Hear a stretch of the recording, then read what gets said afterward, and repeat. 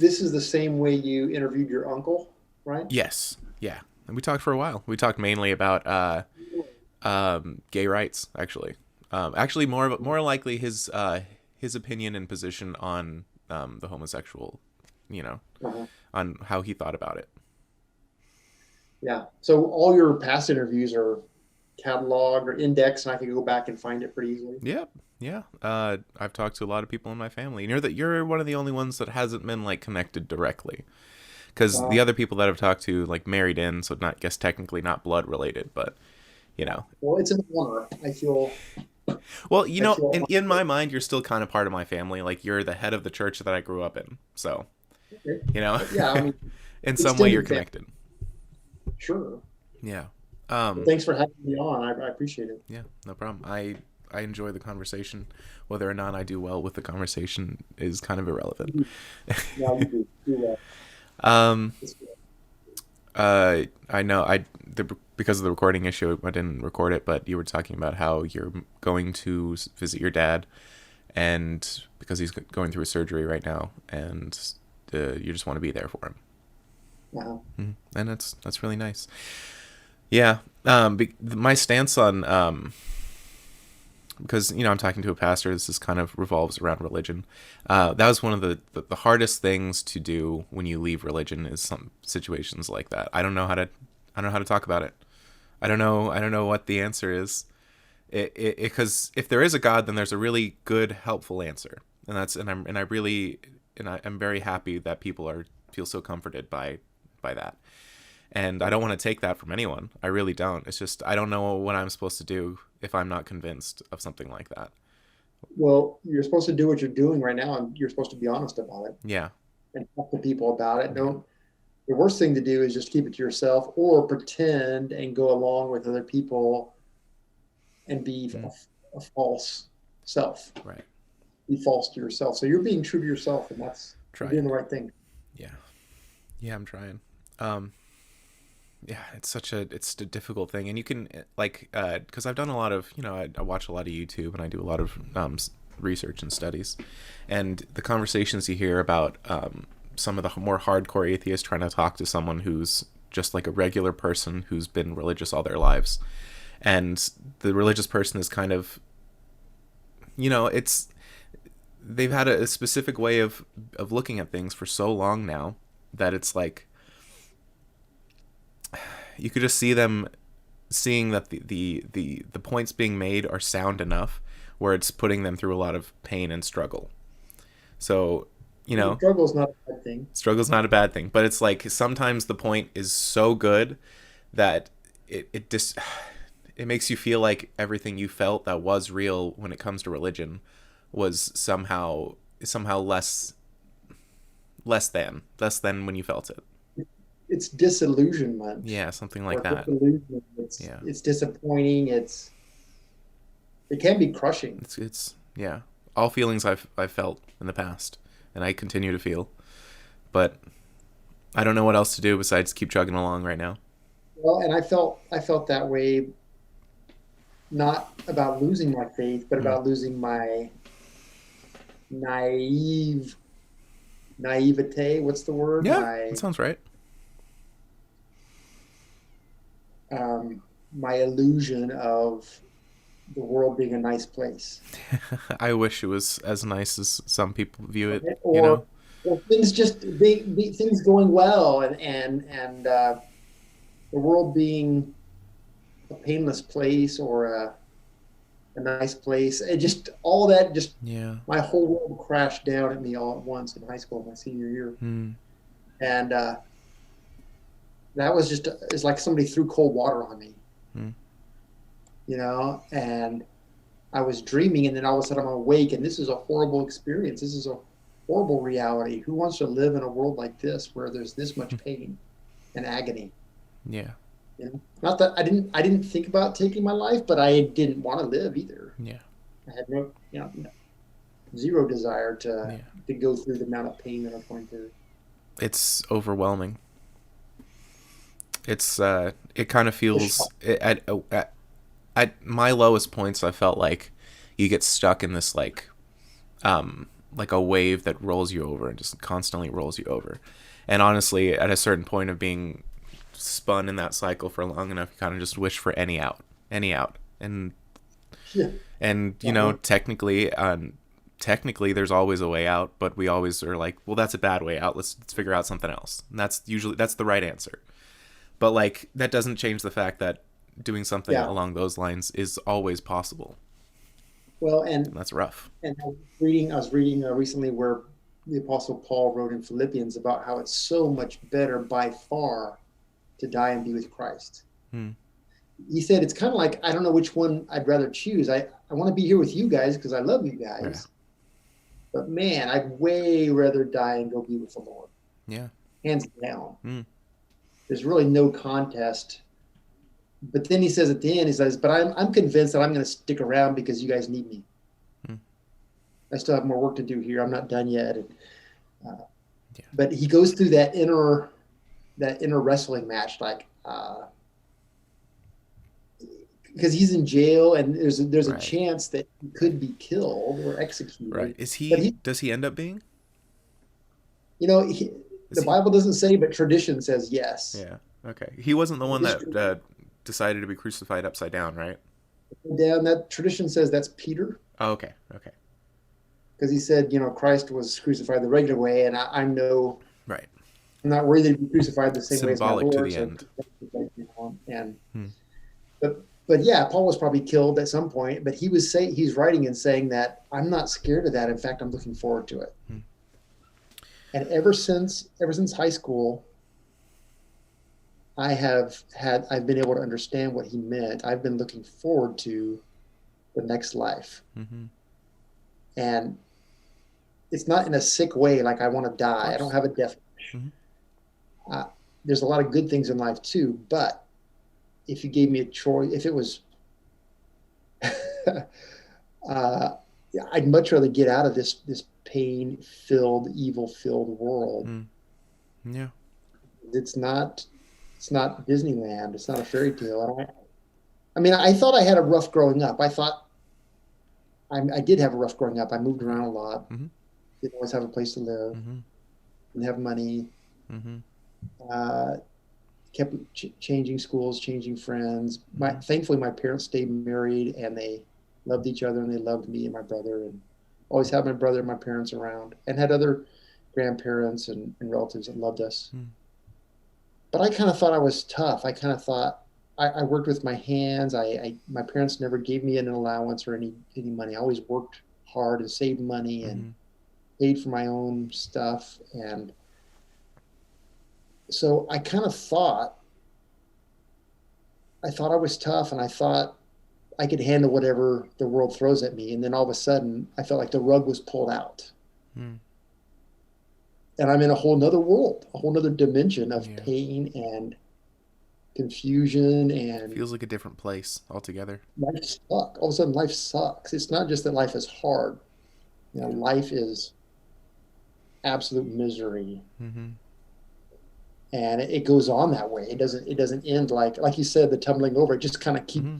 the hurt just doesn't seem to go away, and you're like, oh, Mm. this is horrible. I mean, um, And what pulls you? But luckily there are things that can pull you through that. and there are people. I remember my mom. I was crying one time in my room, and my mom came in and put a towel, like or a washcloth or something, beside my bed so I could wipe my tears. Mm. And that image of her, she didn't say anything. Mm-hmm. She just came in there and set it down. And maybe she put her hand on me. I don't know, but I just remember that gesture. Mm.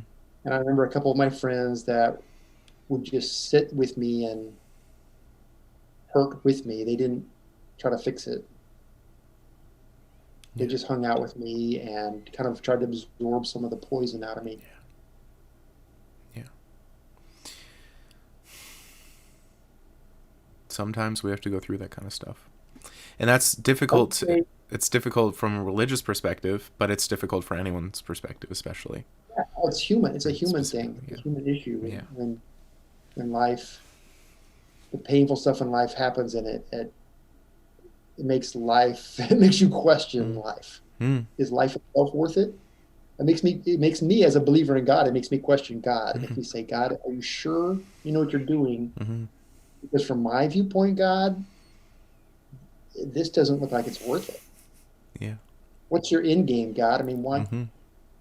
why are you letting me go through all this? And it doesn't add up. Yeah. It's weird. It's weird. And There's a whole book in the Bible, probably one of the longest books in the Bible, Job, hmm, yeah. 40 chapters, 40 chapters of poetry. It's a tough read if you read it all the way through. Mm. But it's one of the biggest books in the Bible, and the whole book is asking God why. It's the whole book is Job saying, God, this sucks. I wish I'd never been born. Yeah. And it's a very important book in the Bible because it balances the other books in the Bible that say, if you lead a good life, if you obey God, you'll lead a good life. I mean, life will turn out Yeah. good. Almost suggesting like You'll, cause and effect. Yeah. it's almost like, I mean, they spell it out in the first, like in Deuteronomy especially. It spells out law by law by law. Obey God, follow God, worship God, and your crops will be abundant. Hmm. There'll be no diseases, no wars. It's all about God will reward you Yeah. if you do right, and He will curse you if you do evil. If you abandon Him and abandon His ways, He's going to send enemies to you. He's going to send diseases Mm. and plagues and all the bad stuff. Hmm. So Job is this counterbalance, and Job's friends come along and say, "Hey, look, I know we're supposed to get to Genesis in a minute, but Right. I'm on a No, sidetrack you're here. I you're apologize." totally fine. Say what you need. I, I, I've been leaning into this ever since probably since high school, but the more older I get and the more I go through, the more I lean into the counterbalance part. And Job says, you know what? That's not always true. Job and Ecclesiastes and most of the Psalms are the minor key that complement the major key in music with Deuteronomy and even Genesis and the other books that say that uh, good things happen to good people and bad things happen to bad people. And so Job's three friends come along and they say, Job, you have to be a bad person. You had to make God mad. God would never have made you this miserable if you were truly a good person. Mm. And Job doesn't give them an inch. Job says, you guys are liars. I don't deserve this. I did not do anything wrong. Bad enough to, nobody's perfect. But he said, Hmm. no, I don't deserve losing my kids and my home and my business and my health. Mm. That's ridiculous. I've worshiped God. I've done everything God told me to do. And Hmm. look what's happening. And Job, for 40 chapters, wails against the ugly side of life, the Yeah. evil in life, and the pain in life. And the longer I've lived, the more I read books like Job and the Psalms Hmm. and Ecclesiastes, because Ecclesiastes says the race is not always to the swift, Mm. or the battle always to the strong. Mm. The good guys don't always win, and the evil people are not always punished in this life. Nope. Sometimes the bad guys get by with it, Yep. and sometimes the good guys get their noses rubbed in the dirt, Yeah. Far too and it's not often, their it fault. seems. It's not their fault. Mm. And so it's so important. That's why the Bible is not a book, it's a collection of books. It's a library Mm. of different genres. I think we talked about this. So it's important to, whenever you're reading the Bible, it's helpful to know what genre that particular writing is. Mm. It's helpful to know the historical context. Hmm. Genesis, for example, a lot of people, including myself, would say the first 12 chapters of Genesis, especially chapter 1 and 2, Hmm. sound like a different genre than 12 on. Mm. It sounds like a story that's been refined over oral tradition for a long time. Yeah, Yeah. and chapter 12 on sounds like more of a narrative of Abraham and his Right. descendants. Right. Yet you get with a specific people in a specific time and place, whereas the other stories seem more symbolic. Hmm. I sent you an email of an article. It's a Wikipedia article about acceptance of evolution by world religions. Yeah. It's weird. And, and that article says kind of backs up what I've been telling you about how most Christian groups Hmm. today will accept or support theistic evolution. As Not a all. flashpoint started by God. not all of them. Yeah, theistic meaning it didn't happen by Right. itself.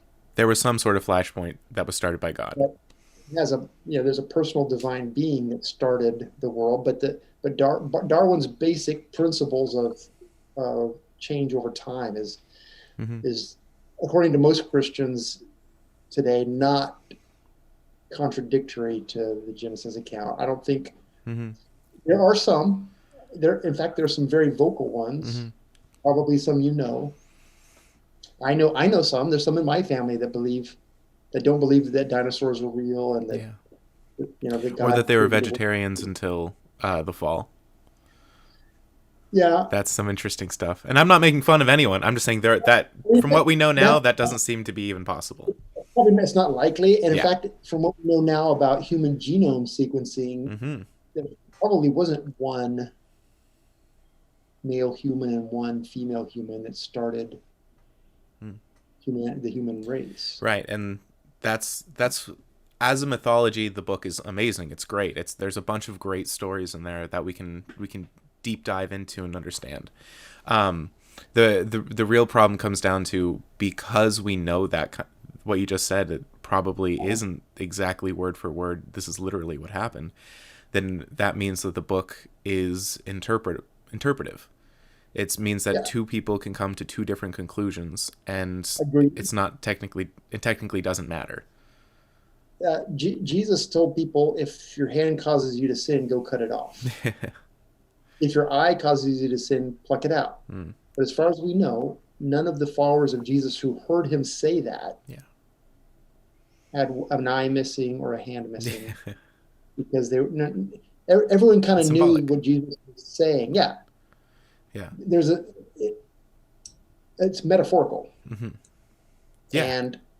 and most of the readers of Genesis, even before Darwin, even St. Augustine, the most celebrated theologian of the church in the fourth century, Hmm. took did not he said no, God did not make the world in 6 days. Mm. That are not 6 24-hour periods. No, Mm. that's not what Genesis is trying to say. That's not Right. the point. In fact, another thing I sent you said that the people writing Genesis were very well aware that plants need the sun to live. Yeah. One of your points is how come the sun's made after plants? That doesn't make sense scientifically. Well, the people that wrote the book of Genesis and carried on that tradition were agriculturalists and pastoralists. Right. They were very familiar with how plants work Yeah. and the need for sunlight. They were making a theological point Hmm. about, yes, plants do need the sun, but they need God more. Mm. In the book of Revelation, the very last book of the Bible, we read about there being no need for the sun because God himself is the light. Mm. Yeah. So there's this theological dependence on God from Genesis to Revelation, that God is the source of all light, all life, Hmm. way more than the sun and moon. In fact, the sun and moon were deities for many cultures of that time period Hmm. in the ancient Near East. The sun and moon were worshipped, and stars were worshipped. So Genesis purposefully puts them lower down in the pecking order, Hmm. day four. Day four, but it's not only lower in the order, it's also sequentially significant. I sent you a couple pages of stuff on email that, I read it. I read it. yeah, they go into how the days are bracketed. First you have the sky and then the sun. Hmm. Then you have the water and then you have fish. Yeah. Then you have the plants and you have, so there's, as Western Americans, we think sequential linear, Hmm. 1, 2, 3, 4, 5, 6, 7. But the ancient people, Hebrews, they thought like a menorah. You know what a menorah is? The candle that has the Hmm. seven, and there's one in the middle. So a lot of poetry, in particular, you know what a haiku is, right? Five, Yeah. seven, five. Yeah. So a lot of Hebrew poetry will be ABA, Mm. where the first and the third line repeat each other, Mm. but the middle is significant. Or it goes like this: it goes A prime, B prime, uh, B2, A2. So ABBA Mm. is another common Mm. pattern of Hebrew poetry. So when you're looking at Hebrews 1, it's very poetic. Hmm. it's not exactly like Job. It's not, or the Psalms. It's Yeah. most people don't classify it technically as poetry, but it reads and sounds poetic. Like you said, it's been refined orally over hundreds and hundreds and hundreds of years Right. before it was ever written down. Right. And it has a pattern to it that is important Mm-hmm. theologically and literarily. So Yeah. according, it's literature, Mm-hmm. and And it's beautiful. yeah. And so the other thing I heard you say Well, one time. to stay on this point just for a moment, it's not that I have a problem with what you just said. I actually agree with everything you just said. It is great literature. It's a wonderful mythology that a lot of people have talked about for many, many years that have a lot of stuff that they can expand with. Um, Right. my biggest issue is that people take the Bible to such a they take it and they love it so much that they just say, okay, this is all I'm going to think about, and that's a good thing, for when it comes to interpersonal relationships and how to live your life, and maybe that'll help you straighten yourself out. But when you start taking things that weren't meant to describe the literal universe and then use it to describe the literal universe as we know it now, things don't mesh. It doesn't work. I agree. So you get a bunch of people that say things like the world definitely is beyond a shadow of a doubt 6,000 years old, and Adam and Eve were the first two people on it. Then there was a massive flood, and then it was just Noah and his family, and then we came from them. Yeah. And if those are your biggest, I know they're not. If Yeah. if those were your biggest problems with the Bible, then I'd say, hey, you and I see a lot alike. I mean, Hmm. I I was going to say one thing about the design of Genesis. There was two things. The first thing I already said about how the sun and moon are placed in subordination to God. Yeah. They're not God. Like a lot of the people at that time were worshiping the sun and the moon as deities. Hmm. Yeah. In the Genesis account, they are part of creation. They're significant. They're Of important, course. but Of they're course. they're further down the line, and Yeah. they're made by God. Yeah. In the Genesis telling, humanity is the pinnacle of God's creation. It is the time he spends the most time talking about humans. No, by far. Day 6, and he also says that they're made in his image, which is interesting. Other religions at that time, other mythologies like the Babylonian mythology, Hmm. they said that humanity was an accident. Or like they were ants by comparison, or something along those lines. You know, just Say it again. insignificant by comparison. The gods did their thing, and then humans just kind of felt the And ramifications. that gods were kind of Yeah. capricious. Especially the Greek and Roman gods, Yeah. you never knew how you'd make them mad, and they might Yeah. just love the world because they felt like Mm. it. They had a bad day or Yeah. something, and so Genesis is very careful to say that humans are very significant, very significant. In fact, they're the climax of creation, and in fact, they're made in the image of the Creator Himself Mm. in a very unique, special way that's different from animals and plants, Mm-hmm. sun and moon, other. So that's one of the purposes, I think, Mm. of the Genesis story, is to highlight the role of humanity in creation. Mm-hmm. He said, you're going to be in my image, and you're going to subdue the earth. You're going to plant and irrigate and harvest And be stewards of. and domesticate animals. You're going to create civilization. And so later in the chapters after Cain and Abel, we see music, Mm. and we see tradesmen, crafts, skills. We see cities being built. Cities are not bad in the Christian worldview. In some worldviews, nature and the pastoral life, the simple life, is the ideal state of humanity. We need to just get out of the cities and go back to the forests and take our clothes off and run around wild, and then we'll be happy. We won't be depressed and have anxiety, and we won't be killing each other. The problem is that we're all in these huge urban areas, that it's just the urban jungle is evil, and we need to destroy cities. The Bible says that civilization is a part of God's of us being made in God's image. Hmm. And in Revelation, at the end of the Bible, there is a picture of a city, a holy city, a new Jerusalem coming down out of heaven. It's not, we all go back to being naked like Adam and Eve and running around the jungle. We are trying to, well, not us, God is trying to restore creation, but he's also moving it on a pathway To something. towards um, Utopia. towards a community, towards a communal living. The good thing about cities is that all different kinds of people live together and learn from each other Mm-hmm.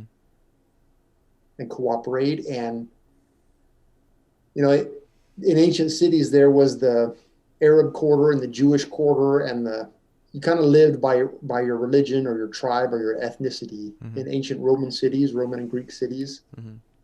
they were divided up by ethnicity, but Christians came from all of those. Right. Christians started baptizing people from any nationality, any race, Yeah. any ethnicity, any economic status, rich or poor. And they were all coming together in the church, which caused a lot of problems, but they were good problems because God is creating a new humanity, a new community that wasn't at each other's throats, Mm-hmm. but that was working Peace. together to create flourishing, human flourishing. And that's the trajectory of Scripture from Genesis to Revelation. Mm. Uh, that's the pathway that That's we're a on. Anyway, that's a nice overview of the entire Bible. Well done. yeah. So, Genesis to so I think Revelation. I think you and I have come to some understanding or agreement. Oh, the flood was the other thing you mentioned. So I think are we done talking about? I mean, and if we're not, so. it's fine. Do you think we've talked enough about the 6 days of Right. creation and the order of the days and all that kind of stuff? Or do you have more? Well, it's the I think the main thing that it frustrates me is that that is not a thing that Christians come to any sort of consensus over. That when you do enough research, it becomes pretty obvious that it's not only incredibly difficult to break down all the science that's come behind it, that's come since then. Um, it's not only difficult to deny any of that stuff, it's basically virtually impossible once you actually break it down. And a lot of Christian organizations, excuse me, um, I, refuse I to would say accept any sort of scientific revelations. I would say a vocal minority of Christians. I really, really wish that were true. Look I at the don't Wikipedia article. agree. I'm not saying that Yeah. Wikipedia is the gold standard. Yeah. I'll do, if you want me to do more research, I can, but Hold, open up that article hold on and one see what sec. it says about Christian organizations and their acceptance of evolution. And even if you're right, Jacob, you may be right that it's not a minority, but even if you're right, I have a question for you.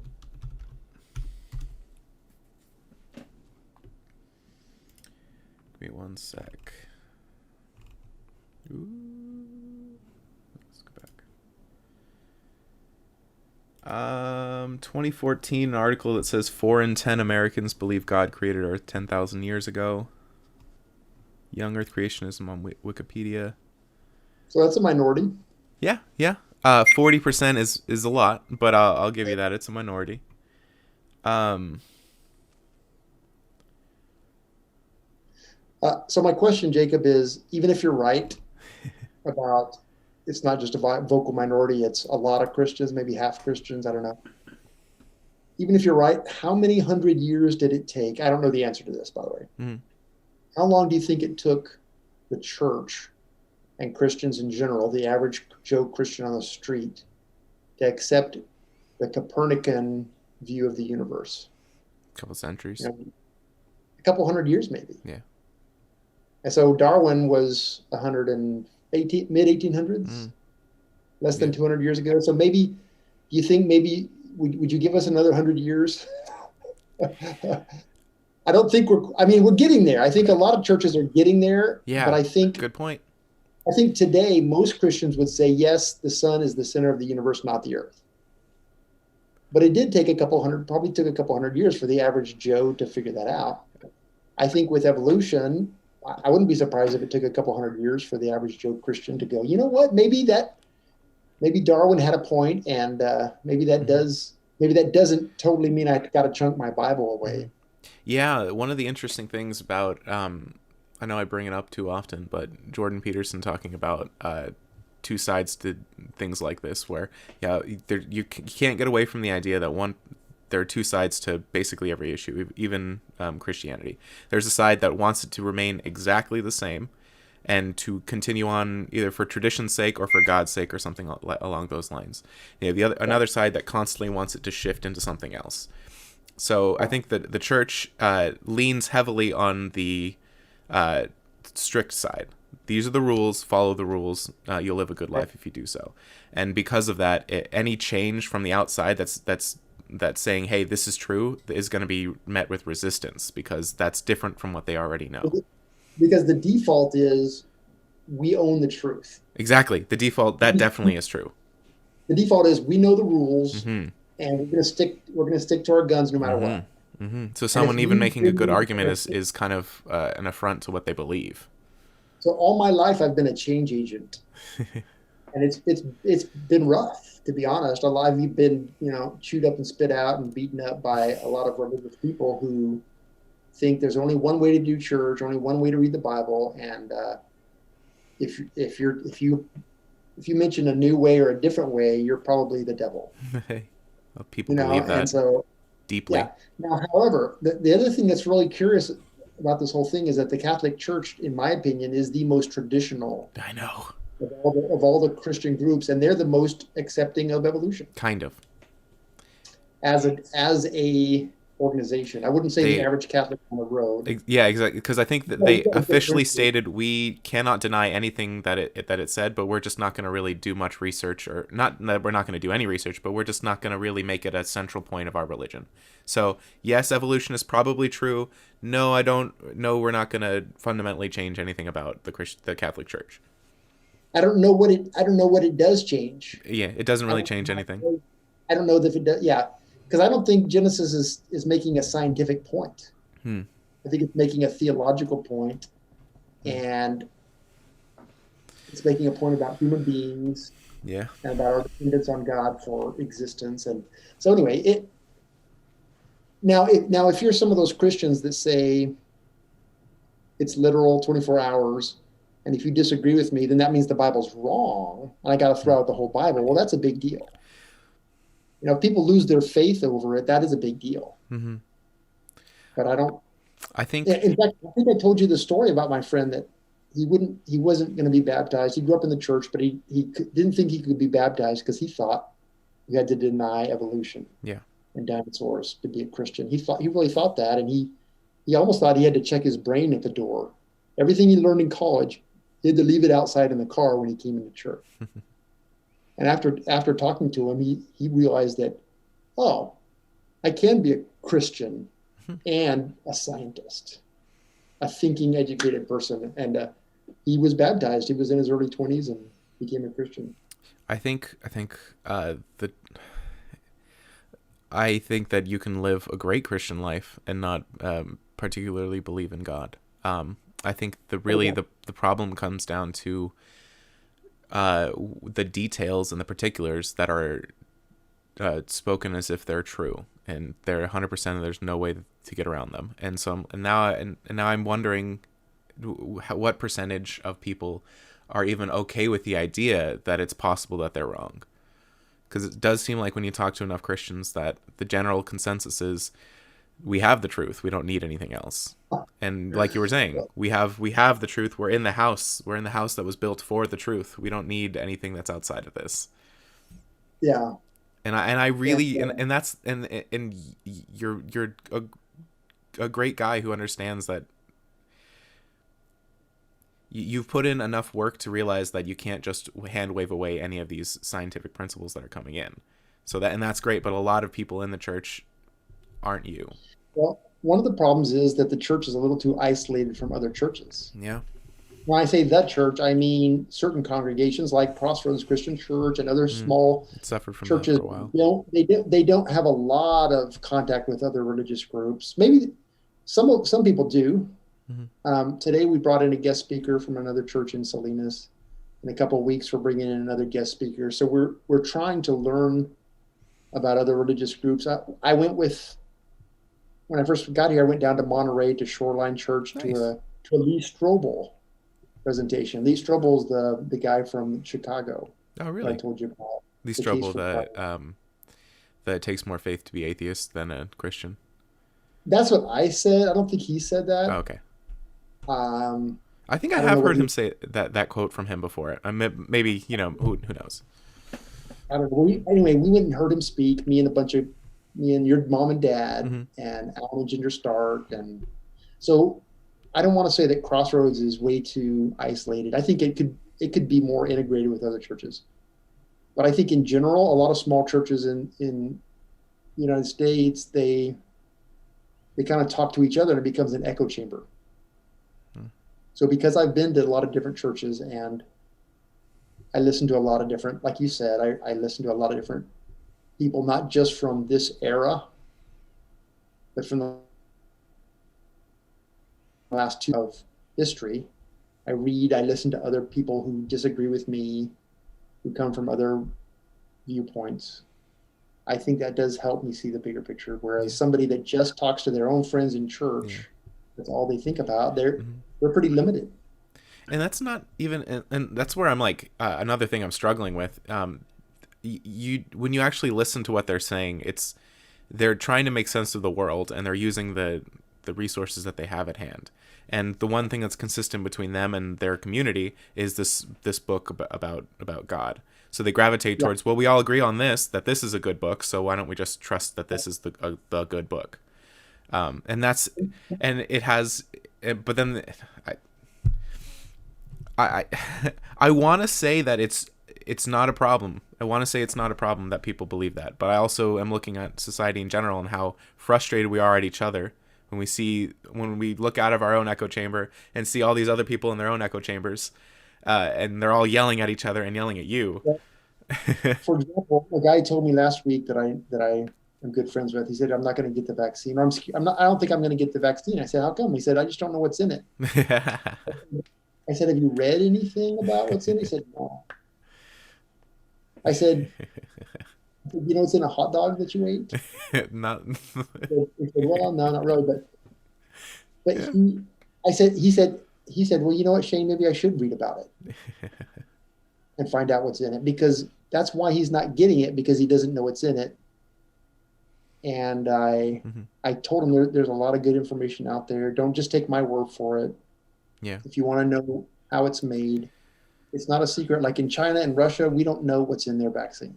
Mm. It's not public information. Mm. With Sketchy. the Western countries, they have an economic and probably a political incentive To share that. to publicize their research. Here's how we made this. Here's the ingredients we used. Yeah. Here's the human trials. Here's a 44,000 person human trial, Hmm. not four people, not 40 people or 400 people, 44,000 people in a human trial. And here's the results of the human trial. And they have an economic incentive because the stock market will reward their hard work Hmm. and their transparency. Yeah. Yeah. Whereas in other economies like Russia and China, the government's not going to share Right. what they're They're doing, more interested and about putting it out first, and that's not necessarily the way to do it. and controlling, Yeah. monopolizing what happens, Yeah. information as well as Yeah. products. I mean, I've But heard the over Russian one works, but I've heard it doesn't work as well. and over here, these countries do not have an incentive to hide what they're doing. Hmm. If someone finds out, since we do have freedom of the press compared to other countries, if someone finds out that they've been falsifying information, then there's going to be an economic consequence. Yeah, definitely. You know what I'm And saying? that's what we want. We want a system that, you know, will Yeah, make so sure the good stuff rises to the top, or at least for the most part. like Volkswagen cheating on their diesel emissions tests. Yeah, I heard about that. Yeah. Mm. So yeah, people cheat. Sure, Yeah, people do hide stuff and try to get by with stuff, but there's a lot more checks and balances here. Yeah. in this country compared to other countries. Yeah. And that's good. That's one of the benefits of having a capitalistic society. Um, yeah. We were talking about Genesis, and I think we kind of summed up our general feelings about Genesis. Mhm. And it seems, um, Especially the creation story. I want to talk a little bit about Noah's Ark if you want to, just for a couple sure, minutes. sure. Is there something specific you wanted to start with? Well, I don't think I personally don't believe that Genesis intentionally says that every inch of the Earth's surface was covered in water all at once. Okay. You can read it that way Mm-hmm. in a little children's story. The whole Earth was flooded. Well, it also says stuff like David was king over the whole Earth, or everybody from all over the whole Earth was gathered in Jerusalem, and they don't literally mean that. Right, right. That's another thing. It's Again, interpretive, or it's like Jesus saying, yeah. "Chop your arm off and poke your eye out." It's saying that, Mm-hmm. and this flood Symbolic. was everywhere over the whole world was flooded, meaning all of our area. I think it was a regional flood, probably, Mm-hmm. because other civilizations also record significant floods. In fact, the Gilgamesh Epic is just like Noah's is a lot like Noah's Ark. Mm-hmm. Have you heard of the Gilgamesh Yeah, I have. Epic? So And it's a not common detailed, but yes. theme. Yeah, it's a common theme in ancient civilizations that there's this huge flood and Mm-hmm. some person's saved, and so there's Yeah. If you actually look at almost every mythology, not universal, but virtually everyone that wasn't in a desert area has some sort of flood mythology or flood story. the water. Usually Water a water represents story. yeah, water represents chaos, Yeah. as you know. So in Genesis 1, the Spirit of God hovered over the waters. The earth was empty and void, but there was water, there was chaos. Mm-hmm. And God separates the light from darkness. He's creating order. Yeah. That's what God is doing day one, day two, day three. He's creating order out of chaos. Yeah. So the water is a very powerful metaphor for chaos, the flood, evil, destruction, and the consequences of human evil. So Genesis is the first 11 chapters are particularly they're building towards a climax of evil. Mm-hmm. At first, we get Adam and Eve taking a bite of an apple, which is bad, but come on, Mm-hmm. it's an apple, it's a fruit. I mean, how bad is that? Then we get Cain killing his brother, which is Mm-hmm. really bad, The murder. first two people. Yeah, and then we go from there to Lamech or somebody else having a bunch of wives and killing 7 people or 77 people, or Mm-hmm. something like that. And then we get to this Tower of Babel. Mm-hmm. And it's humanity saying we're going to reach up to heaven to be God because we can do whatever we want. Mm-hmm. We're in charge here. And so there's this progression of evil. Humanity is shown to be terrible and yet completely loved by God. There's no hope for humanity except for God. Humanity can't put hope in themselves that they are going to be the answer to their own problems. That's what Genesis is saying. Hope has to come from somewhere outside of humanity. Okay. And this is might be the first place where I genuinely would disagree with you, and not because what you're saying doesn't make sense, and that's a great way to conceptualize it, but that immediately puts us in a place where now I have to accept love from my surroundings, and I can't even look internally and love my own decisions. Where I can see how that would be a problem. Don't get me wrong, I can see how falling in love with my own creation would be an issue, but at the same time, is it such an issue to like draw a picture and love the picture I drew? Or build a building that's amazing that houses thousands and thousands of people and businesses and helps the economy grow and things like that? Yeah, the story of Genesis is that God is going to redeem this seemingly hopeless humanity. Mm-hmm. In chapter 12, he says, I'm going to choose one person, Abraham. I'm going to bless him and his descendants, and I'm going to use them to bless all nations of the earth. So God is going to work through in history. He's not going to work outside of history, Mm-hmm. outside of the human narrative, the human story. He's going to work through one man and his family and their descendants. He's going to turn this one man who's old and has no kids. Mm-hmm. Him and his wife are beyond childbearing years. Mm-hmm. They're in their 80s or something. I'm going to take you two barren people and I'm going to turn you into the most fertile nation. I'm not only going to bless you guys and multiply you, I'm going to make you a blessing into all the earth. Mm-hmm. And that's the start of the gospel or the good news. It is. I like that story. Yeah, and so the first 11 chapters are the bad news, except for the part about God making the world good and God making humans good and all that. And then we messed it up. It pretty quickly goes downhill and shows the evil in human hearts, but it shows God's remedy. Mm-hmm. Chapter 12 is the beginning of God's remedy. Mm-hmm. And Jesus is the ultimate fulfillment of that mm-hmm. remedy. Mm-hmm. The descendant of Abraham. Yeah. So, yes. As mythology, everything that we could talk about with Genesis would be, I would agree, a wholesale. Anything you have to throw at me about how wonderful that those stories are, I absolutely would agree. Maybe not about the one man and one woman. That's God's intention for. Okay, yeah, good point. That is something that was one of the other reasons where that has to break down. That's a piece of the teaching you may not agree with. Yes, I've made that point to some friends, and there isn't a way around it if you believe in a literal interpretation of the Bible around that point. If you literally believe God made a man and a woman for each other, then there is no way around the idea that the proper form of human interaction and going into the future is one man and one woman. It makes sense scientifically, reproductively, that men and women are, of course, right? Yeah, that they're a match. So why wouldn't it make sense theologically? Because of the main fact being that love is not an option. You know, when you love someone, this isn't an optional thing. You didn't say, I'm going to love men or I'm going to love women. I love men and women, but not romantically or sexually. Yeah, it's interesting. In Greek, I remember there's different words for different types of love. Yes. You would actually use special words. Yeah, Philadelphia, brotherly love. Yeah, stuff like that. And I kind of think I wish we actually had specific words for different types of love. And I think it kind of breaks. You're saying you can't help who you romantically fall in love with? Mm-hmm. I am saying that to some extent, that even if there is optional things within the process, the ultimate feelings of a sexual attraction. What if you're working somewhere and you can't help but fall romantically in love with someone else at work, and Piper's your wife, so you divorce her and go marry someone else? Is that what you're saying?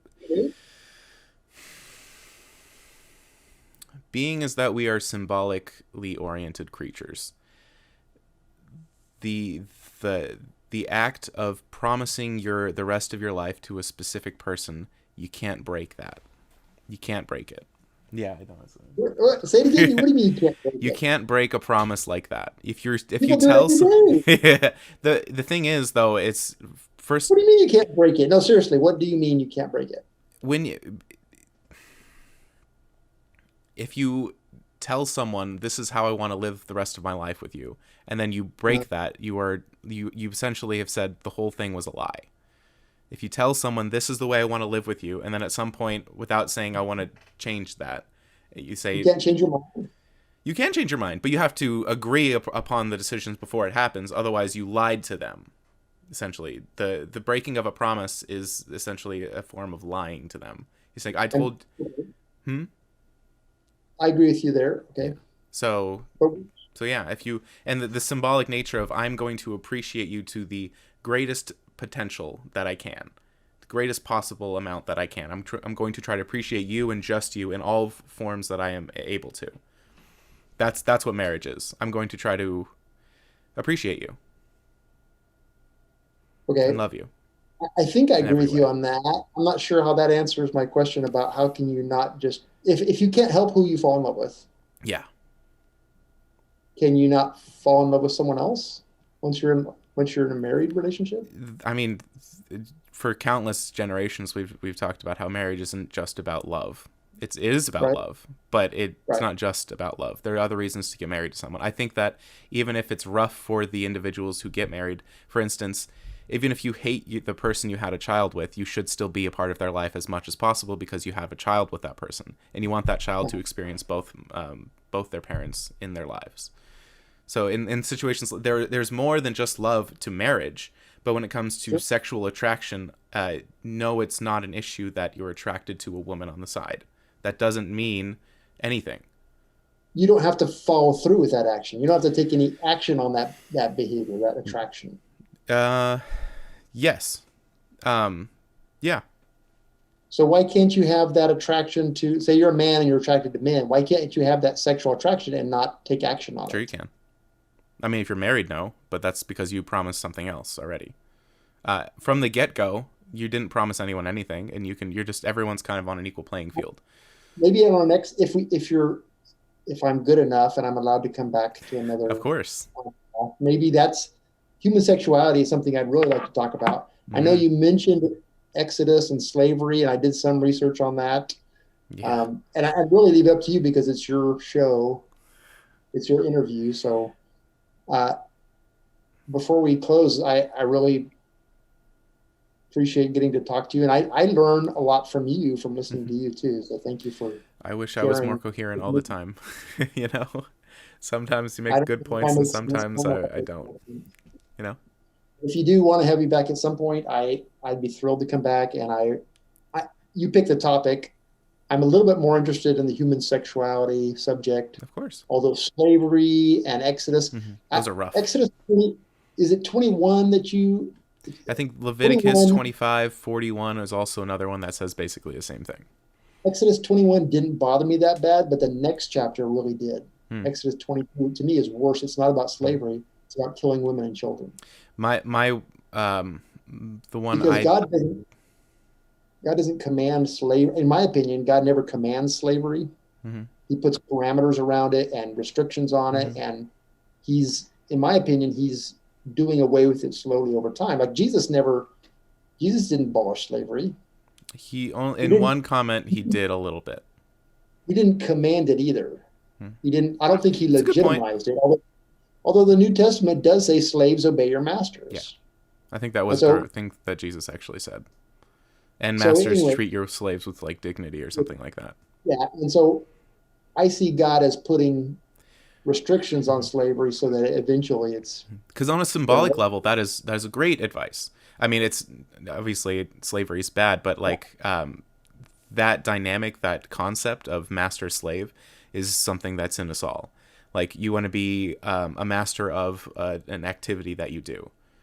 You know, like you kind of you want to be able to command it in exactly the way you want. a guitar, playing the Yeah, guitar, for exactly. example. You're a master, and yeah, Painting a picture. yeah, something like that. You want to be Or, a master of that you want activity. to be a master electrician, a master plumber. Mhm. Yeah. And it's really easy to become kind of a slave to that activity too, where it's like it's That's dragging on you and true. you're never really giving it your all and you're never really getting better. And I feel that a lot. It masters you, right? Yeah, it masters you. So I that mean, you dynamic could is get real. master of your money, or your money could master you. Hmm I, Same with your job, and it's the thing that it breaks down is when you do the literal interpretation. But we already talked about how this is more of this is supposed to be a symbolic book. It's supposed to be a I think parts of it are. mm, Parts of the Bible are. There's mm, different genres. Revelation, for example, is full of metaphor. is straight up metaphor. Like 90% metaphor. So it's like you got to realize what part of the Bible you're in when you're trying to interpret it. Yeah. But if you want to talk more about slavery or Exodus, I'm willing to do that. I'm also willing to talk about this human sexuality Mm. issues or just about your life, about anything else you want to talk about. Yeah, I'm just sexuality is a grateful. big one. Sexuality is probably one of the biggest ones that the church has to deal with. And if there's something particular on that's really bugs you, that like if there's one thing that you would say this is the deal breaker, or this is the thing I can't get over, this is the worst part about it, I'd love to discuss that with you. With in just I know I'm gonna end it right now. Mhm. In a quick comment, I would say the biggest issue I have with Christianity is that there doesn't seem to be a way around believing in literal resurrection. And that's just from what I'm saying at this point in time. And the biggest Yeah. issue with the idea of a God is that there isn't enough evidence to say that there is a God. There is enough that, you could say, look, the effects of God, but there's no specific thing that you could say, well, this specifically has to have been from God. You can't prove God just like you Mm-hmm. can't disprove God. Right. It's a matter of faith. Mm-hmm. He is a matter of faith. Right. Yeah. And So thanks for those are my taking your two time things. yeah, the first, I don't think there's anything I can really, at this point, there's not a lot I could really say about proving God or not. I think that's a matter of faith. Yeah. But the historical Yeah. evidence for the resurrection of Jesus, I think, is compelling and strong, and Hmm. historically and reasonably, I think there's a lot of good things we can talk about there if you're interested. Even if this conversation ends with a symbolic hug because we're virtual, even if that's all it ends with, and we never actually and we never actually see each other or see we never come to an agreement. That's fine with me, but I'm genuinely glad every time someone is I enjoy willing to have it. a I conversation with enjoy me. it. Thank you. I mean, it makes me a better person too. So Makes me thank a you. better person. Helps me get my thoughts in order. Me too. Yeah. And that'll be it. Thank you very much. You're welcome.